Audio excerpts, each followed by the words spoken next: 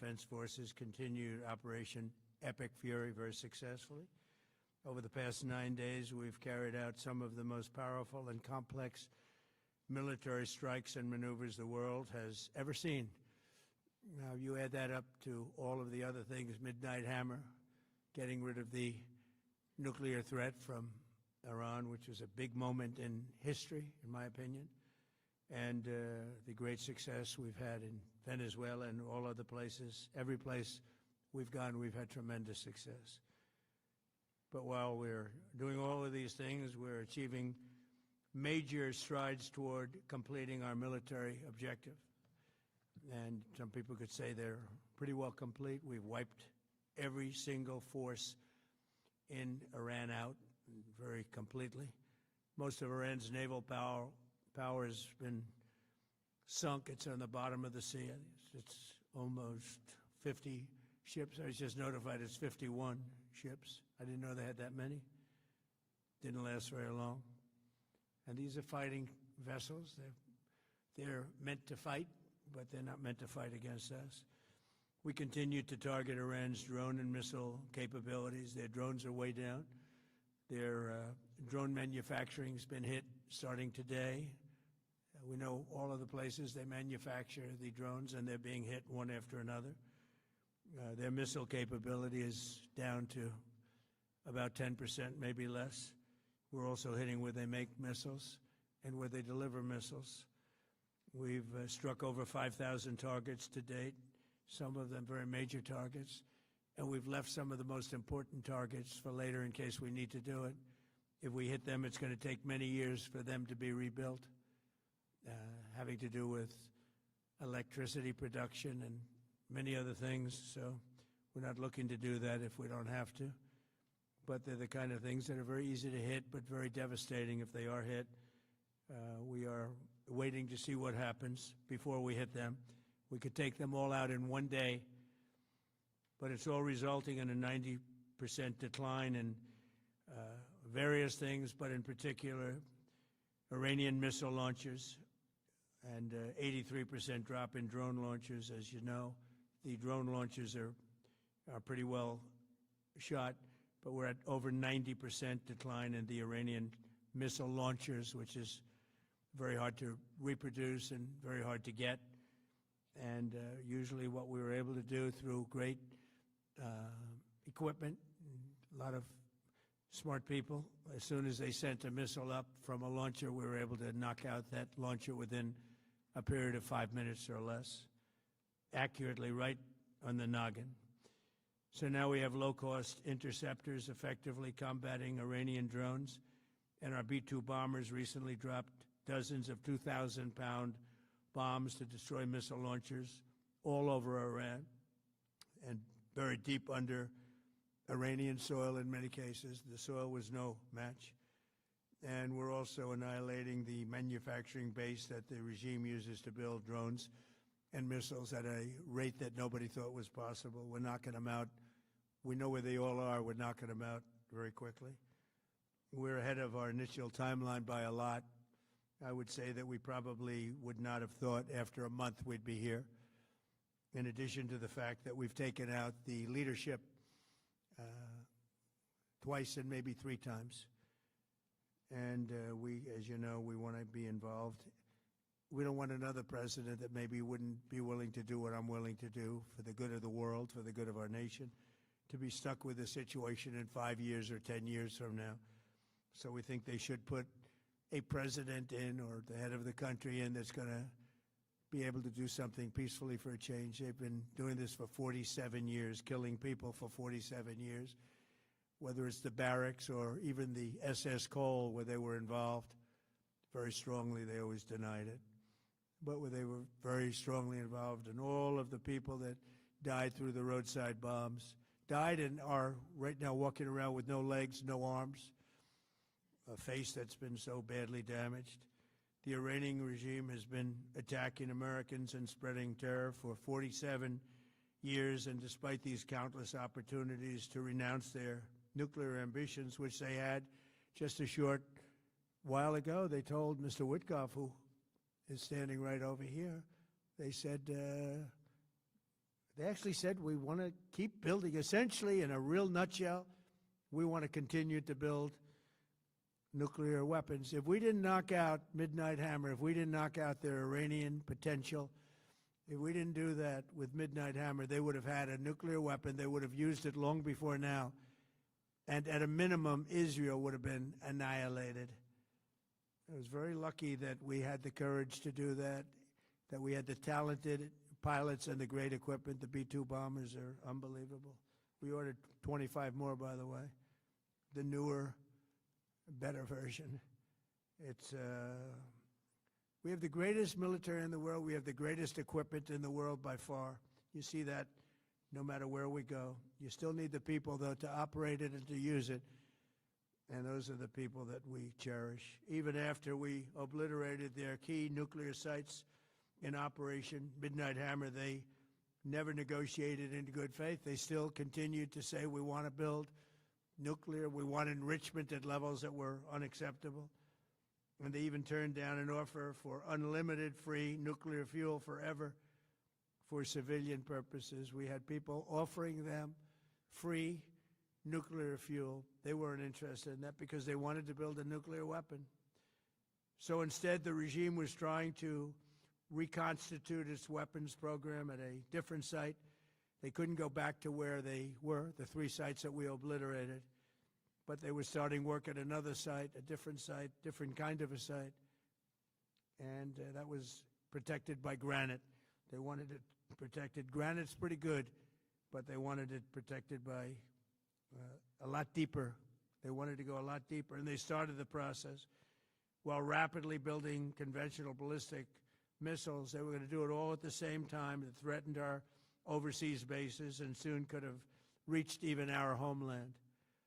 The regime's intention was to use this exponentially growing ballistic missile threat to make it virtually impossible to prevent them from obtaining a nuclear weapon.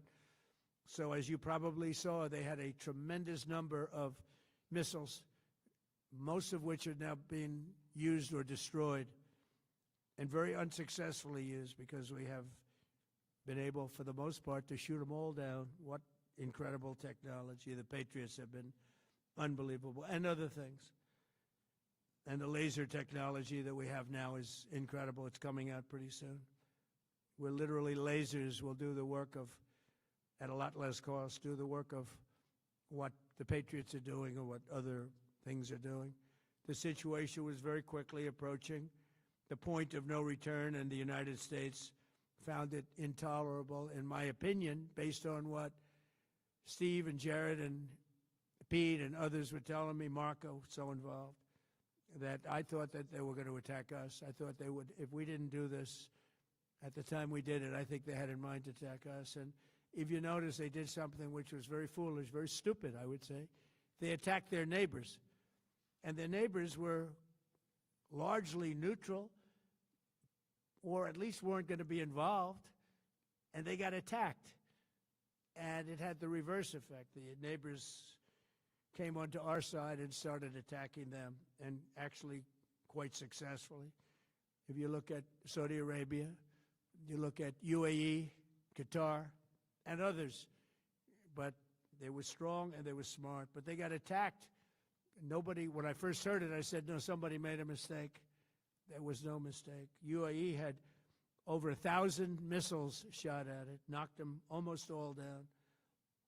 On the very first day I came down the escalator in 2015, I said, quote, I will stop Iran from getting nuclear weapons, and all I'm doing is keeping my promise. Think of that. That was in 2015. I said it. It was a threat then and a much bigger threat now, but no longer a threat, not for a long time anyway. We want to keep it that way. As we continue Operation Epic Fury, we're also focused on keeping energy and oil flowing to the world, and I will not allow a terrorist regime to hold the world hostage and attempt to stop the globe's oil supply, and if Iran does anything to do that, they'll get hit at a much, much harder level. I will take out those targets that were easy and that I mentioned just before. We'll take them out so quickly, they'll never be able to recover, ever. If they want to play that game, they better not play that game. In the long run, oil supplies will be dramatically more secure without the threat of Iranian ships, drones, missiles, nuclear menace, or anything. So the Strait of Hormuz is going to remain safe. We have a lot of Navy ships there. We have the best equipment in the world, inspecting for mines. Again, most of their ships are down at the bottom of the sea, but we will hit them so hard that it will not be possible for them or anybody else helping them to ever recover that section of the world if they do anything. In recent years, the regime and its terror proxies have launched attacks on hundreds of commercial vessels. We're putting an end to all of this threat once and for all, and the result will be lower oil prices, oil and gas prices for American families. We've done that. We've done it. We brought it very low. This was just an excursion into something that had to be done. We're getting very close to finishing that, too. In the meantime, during this brief disruption, the United States is offering political risk insurance to any tankers operating in the Gulf. So we're putting up risk insurance. We'll perhaps go alongside of them for protection. We don't think it'll be necessary. If it is, and if they do anything, the price will be incalculable. It will be so great that they will have wished they never did it, because you have to keep the straits flowing. With all of that, it affects other countries much more than it does the United States. It doesn't really affect us. We have so much oil. We have tremendous oil and gas, much more than we need. We have Venezuela now as our new partner, great partner. They've worked out so wonderful. We're working with the administration, the president, and it's a massive source of oil, gas, everything. But we're in a very good position, but very unfair to other parts of the world, like China as an example. I mean, we're doing this for the other parts of the world, including countries like China. They get a lot of their oil through the straits. So we're doing this. We have a very good relationship with President Xi in China. I'm going there in a short period of time, and we're protecting the world from what these lunatics are trying to do, and very successfully, I might add. We're also waiving certain oil-related sanctions to reduce prices. So we have sanctions on some countries. We're going to take those sanctions off till this straightens out. Then who knows, maybe we won't have to put them on. There'll be so much peace. But when the time comes, the U.S. Navy and its partners will escort tankers through the strait if needed. I hope it's not going to be needed, but if it's needed, we'll escort them right through.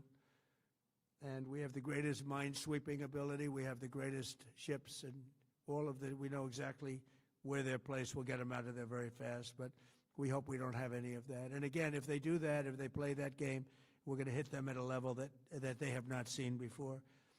So we're winning very decisively. We're way ahead of schedule. Our military is the greatest in the world, with the greatest equipment and the greatest people in the world. Nobody's ever seen anything like it. Iran's a very powerful country. They were going to take over the Middle East. If we did not hit them, they were going to take over the Middle East. They had thousands and thousands since their last hit. They had thousands and thousands of missiles and everything else. Most are now destroyed. But they were going to take over the Middle East. Those weapons were aimed at Middle Eastern countries that had nothing to do with this. They were going to take over the Middle East, and they were going to try and destroy Israel. So we stopped it with good timing, and we're very proud to be involved in this, and it's going to be ended soon. And if it starts up again, they'll be hit even harder. Thank you very much for being here. Go ahead. Any questions? Thank you so much. Go ahead. Do you approve of Iran's new supreme leader? And secondly, can you tell us more about your call with Russian President Vladimir Putin today? Yes. What did you discuss? Yes, I had a very good call with President Putin. We had a lot of people on the line from our side, from his side. We were talking about Ukraine, which is just a never-ending fight. And look, there's tremendous hatred between President Putin and President Zelensky. They can't seem to get it together. But I think it was a positive call on that subject. And we obviously talked then about the Middle East. And he wants to be helpful. I said, you could be more helpful by getting the Ukraine-Russia war over with. That would be more helpful. But we had a very good talk, and he wants to be very constructive. Yeah, please. Yeah, please. Thank you, Mr. President. On Iran, you called it an excursion. You said it would be over soon. Are you thinking this week it will be over? No, Are you talking but soon. about days? I think soon. Okay, and with respect Very to... soon. Look, everything they have is gone, including their leadership. In fact, there are two levels of leadership, and even actually, as it turns out, more than that. But two levels of leadership are gone. Most people have never even heard about the leaders that they're talking about. So it's obviously been very, very powerful, very effective. To Cuba, you said that Cuba wants to make a deal. Yes. What would the United States get in return for that, and why should Americans trust Marco Rubio to negotiate it? Well, Marco Rubio is doing a great job. I think he's going to go down as the greatest Secretary of State in history. Look at what we've done as a presidency. Look at what we've done as an administration.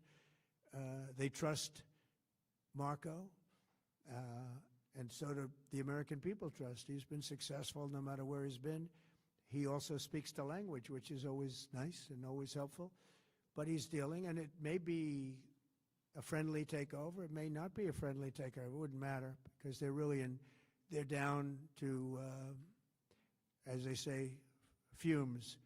They have no energy. They have no money. They're in deep trouble on a humanitarian basis. And we don't want to see that, but they were very, very bad to a lot of people, as you know, and a lot of people living the Cuban-American vote, which I got at record levels. Very important. Those people are very important to me. I know what they went through. They went through hell.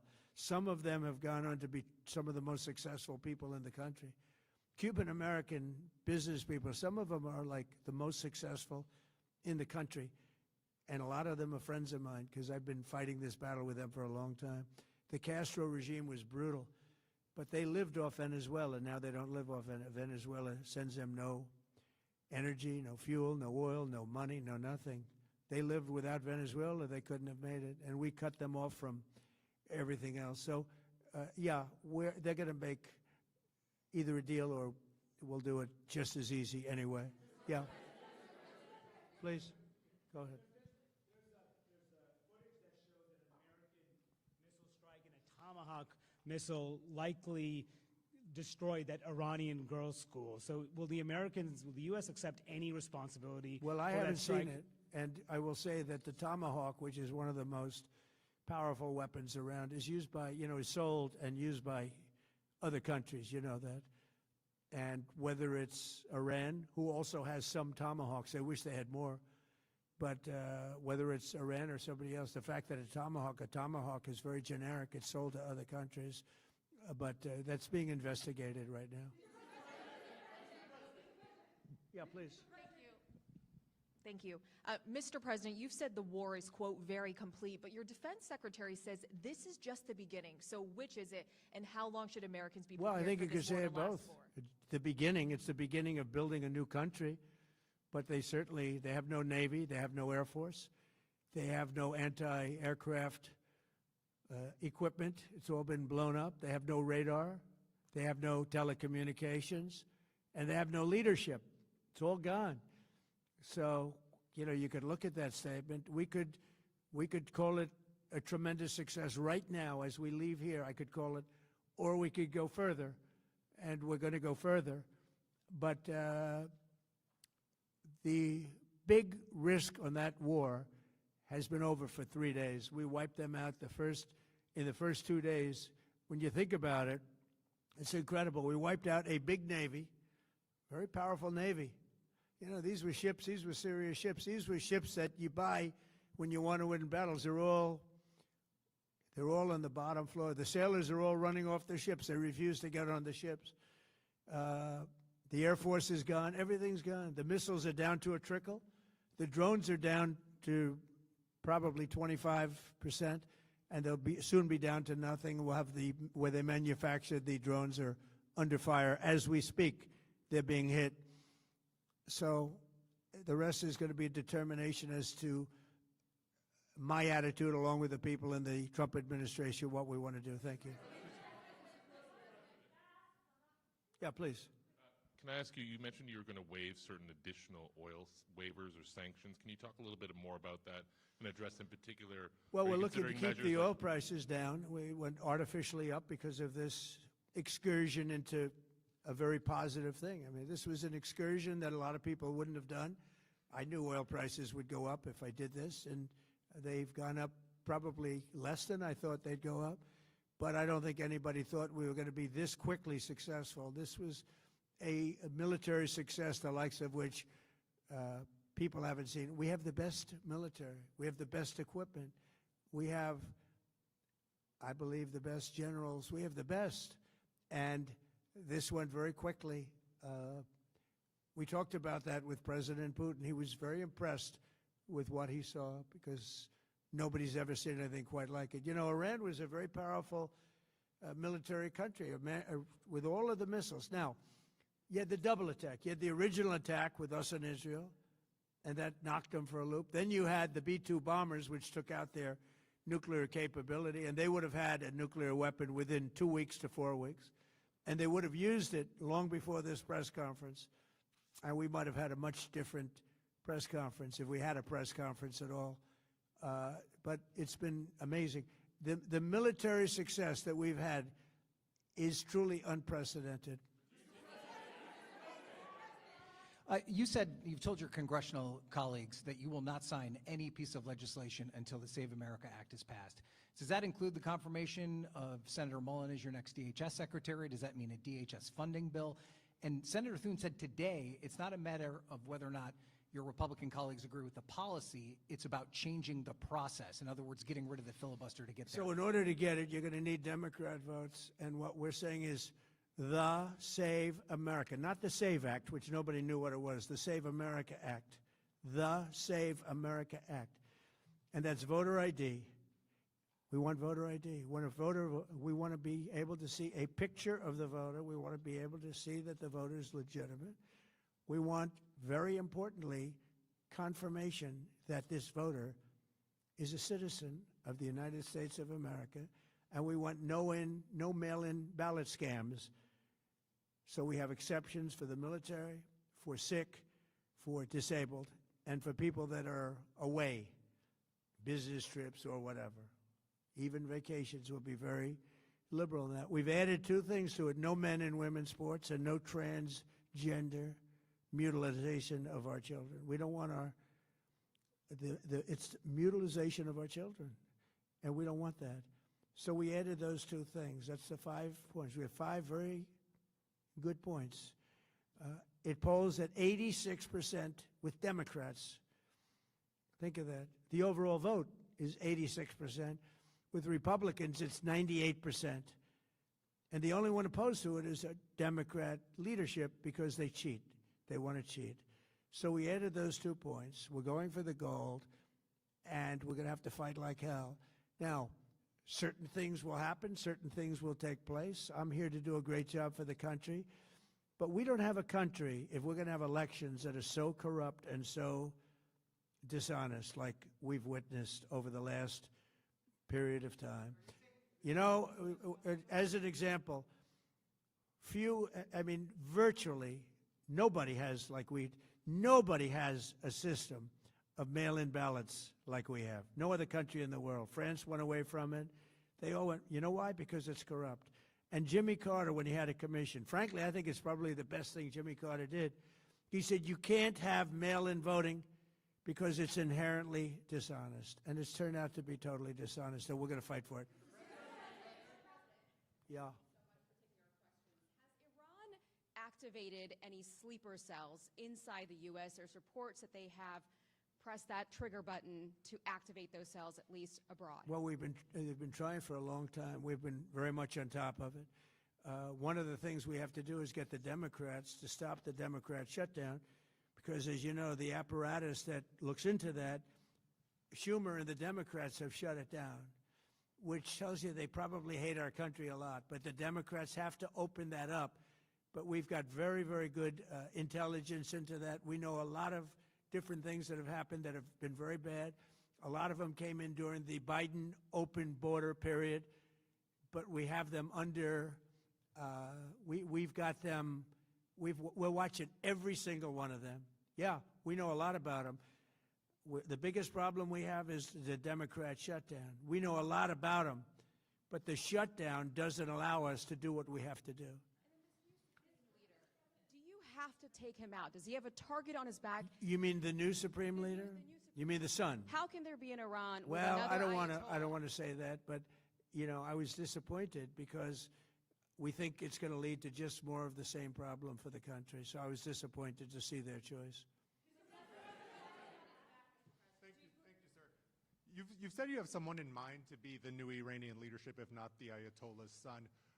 What are you looking for in that person? Are you looking at someone internal, given that you just said that their leadership has been I decimated like the and idea of, wiped out? internal and eternal, come to think of it.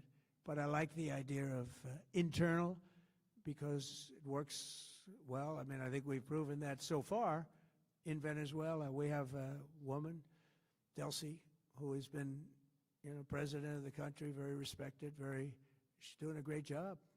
And it's, no disruption. We had, as you remember, Iraq, where everybody got fired. The military got fired, the police got fired, the politicians got fired. There was nobody. And you know what they turned into? ISIS. And we don't want that. We don't want that. So I would like to see people that are inside go. Now they talk about the son of the Shah. They talk about other people. But, hasn't been there in many, many years. We have a formula that's been very good so far, and I think it'll continue to be good. The relationship is extraordinary with Venezuela, smart country.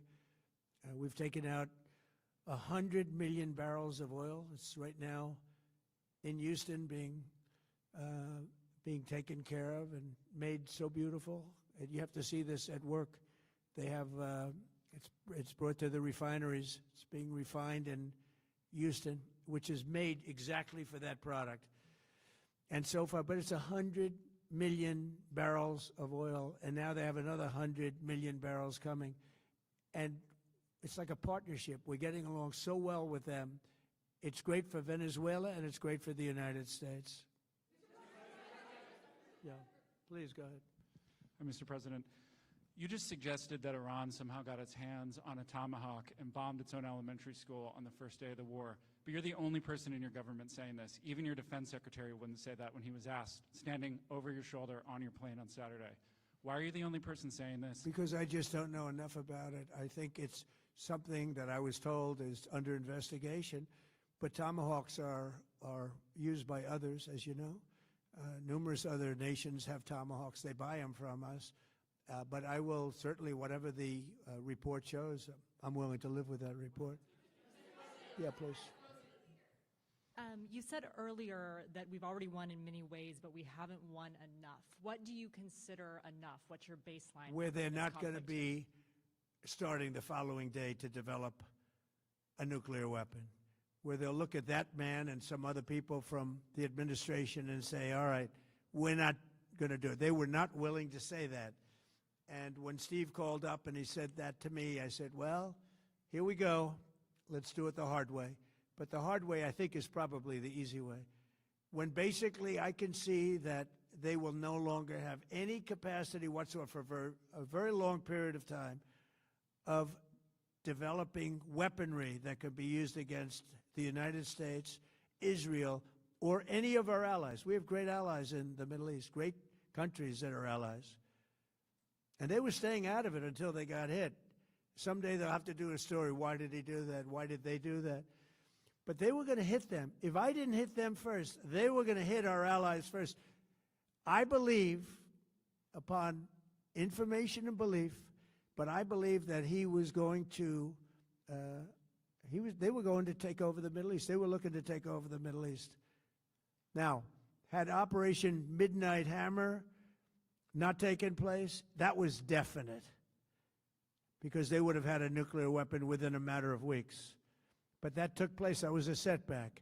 But look at the number of missiles they were able to buy and make over the last 6 months. And those missiles were aimed at various countries. And when you look at over 1,000 missiles shot at like UAE, they were looking to take over the Middle East. We got there first. Lucky. I'll tell you what, the Middle East and those countries, very rich countries, are very lucky that I was president instead of somebody else. Points of disagreement between yourself and your vice president when it comes to U.S. action in Iran? I don't think so, no. No, we get along very well on this. He was, I would say, philosophically a little bit different than me. I think he was maybe less enthusiastic about going, but he was quite enthusiastic. But I felt it was something we had to do. I didn't feel we had a choice. If we didn't do it, they would have done it to us. I felt, based on the negotiations that were being had by Steve Witkoff and Jared Kushner and Marco and Pete, and everybody was involved, I felt that they were looking to tap us along before they hit, and I thought they were going to hit. And if they hit us first, that would have been a very bad thing. In the back, please, in the back.